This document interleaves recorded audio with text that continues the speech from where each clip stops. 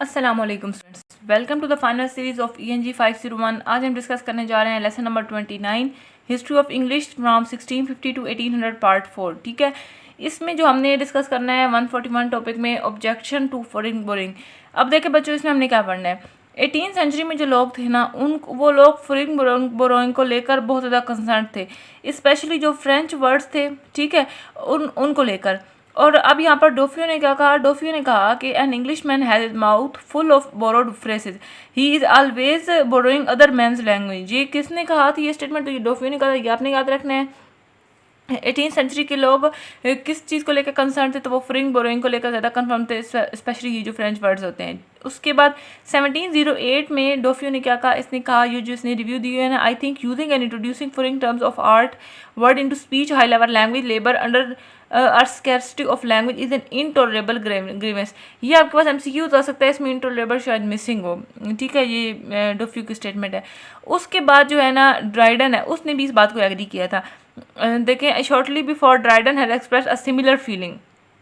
ये चीज़ आपके MCQs के लिए थोड़ी बहुत इंपॉर्टेंट है। इस ड्राइडन ने कहा, I can not approve of their way of defining who corrupt our English idioms by mixing it too much with French. ये किसने कहा था? ये ड्राइडन ने कहा था। नेक्स्ट हमारे पास जी इसमें है कि फ्रेंच का इन्फ्लुएंस कैसे हुआ। तो फ्रेंच का इन्फ्लुएंस ऐसे हुआ क्योंकि जो फ्रेंच है ना, वो उस वक्त थी उसकी कोर्ट की लैंग्वेज थी। We use almost every court in Europe. ये जो थी ना, French was a strong position to influence language. French was at the height of its prestige, it was used at almost every court in the Europe. ठीक है, तो यहाँ पर ये था कि जो फ्रेंच उस वक्त है वो यूरोप के कोर्ट की लैंग्वेज थी, और ट्रेवलिंग इन फ्रांस जो है वो एक नेसेसरी पार्ट ऑफ एजुकेशन था। नेक्स्ट हमारे पास टॉपिक है, यहाँ पर एक MCQ बन रहा है 1650 to 1800 were not usually large. The number of French word admitted to the language in the period from 1650 को कौन सा usually large नहीं है? तो वो 1650 to 1800 के पीरियड्स में जो हुए थे। नेक्स्ट टॉपिक हमारे पास expansion of the British Empire और इम्पैक्ट। इसके इम्पैक्ट भी पढ़ने और एक्सपेंशन भी पढ़नी है। इस पीरियड में ना ब्रिटिश एम्पायर का एक्सपेंशन शुरू हुआ था, लेकिन इंग्लैंड को कॉलोनियल रेस लेड शुरू हुआ था। ठीक है, during this period the foundation were being laid for that wide extension of English in the world, and the British empire was not the result of consciously planned and aggressive executed programme, it was a product of circumstances and changes. अब English यहाँ पर आपके पास जो MCQ है ना, वो है coulomb arrive in 1492, ये, और अगला है जो ये गेम है ये कब आई थी? तो ये 1498 में। ये आपने दोनों कर लेने हैं।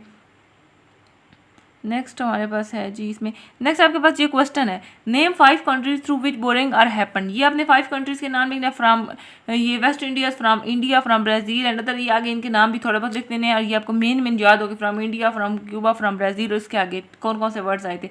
ये क्वेश्चन बहुत इंपॉर्टेंट आएगा।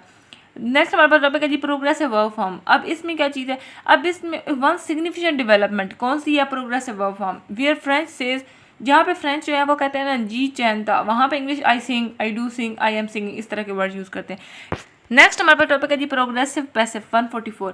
प्रोग्रेसिव पैसिव में क्या चीज़ है? प्रोग्रेसिव पैसिव का मेन यूज क्या है? Action in progress. In old English ये जो है ना फॉर्म्स, ये कभी कभी लैटिन ट्रांसलेशन में मिलती थी, लेकिन मिडल इंग्लिश में बहुत ज़्यादा बढ़ गई थी। यहाँ पर एग्जाम्पल अगर लें, the man is killed, which does not mean the man is being killed but indicates a complete act. आजकल के जो टेंसेस है ना, उनमें ये यूज़ होता है। ठीक है, is language, was language, will be laughing. ठीक है, अब नेक्स्ट हमारे पास है जी टॉपिक, ये हमारे पास एंड पे समरी दी है, समरी ऑफ कैरेक्टरिस्टिक। ये इस चैप्टर में से ना आपके पास एक ही ये क्वेश्चन है, ये जो बोरिंग कहाँ किस किस कंट्री से आई थी ये, और उसके बाद ये 2 MCQ है, कोलंबिया कब आया था और ये गेम कब आई थी। इसमें इतना और कुछ भी नहीं है, और ये प्रोग्रेसिव वाले शायद आ जाएँ। यहाँ पर अब समरी ऑफ कैरेक्टरिस्टिक्स 1650 to 1800 है, क्योंकि फिर अब हमारे पास आगे जो है ना लेक्चर नंबर 30, उसमें 19th और 20th सेंचुरी शुरू हो रही है। तो यहाँ पर अब ये हमने समरी बतानी है कि हमने जो अभी तक ये 1650 to 1800 का पीरियड पढ़ा था वो कैसे था, तो वो यही सारा कुछ जो अभी हमने किया है। ठीक है, यहाँ पर है एक, ये जो हमने पढ़े थे हेनरी मोर थॉमस पर जॉन, जो पहले हमने ये वाला जो शुरू हुआ था लेक्चर नंबर 26 आई थिंक था, उसमें हमने पढ़े थे ना इन स्कॉलर्स का जो रेशनल साइंस को सपोर्ट करते थे। इम्पैक्ट ऑफ 18th सेंचुरी क्या थे कि अगस्टन एज में स्ट्रॉन्ग सेंस ऑफ ऑर्डर और रेगुलेशन हुई थी, लैटिन का मॉडल समझा जाता था, और लैटिन जो है जबान उसको मॉडल समझा जाता था, और ग्रामर पे फोकस शुरू हुआ था। Give English language a polish, rational and permanent form. अब यहाँ पर हमारे पास एक है लैटिन, और इसके बाद बस जी था। तो एंड पे आप देख लें कि it was a very happening period in term of language development. ठीक है, तो ये था जी हमारा आज का lesson. I hope everything is clear now. इसमें से ना आपका बस एक ही क्वेश्चन है, वो थोड़ी बहुत एमसीक्यूज के लिए लाइन जो मैंने बताई है वही है, और ये जो समरी है जी वही है जो आपने 26 से 29 तक पढ़ चुके हैं, ये वही सारी चीज़ें लिखी हैं। और अगर आपने चैनल को सब्सक्राइब नहीं किया तो जल्दी से चैनल को सब्सक्राइब कर दें। मिलते हैं नेक्स्ट वीडियो में, तब तक अपना ख्याल रखिए। अल्लाह हाफिज़।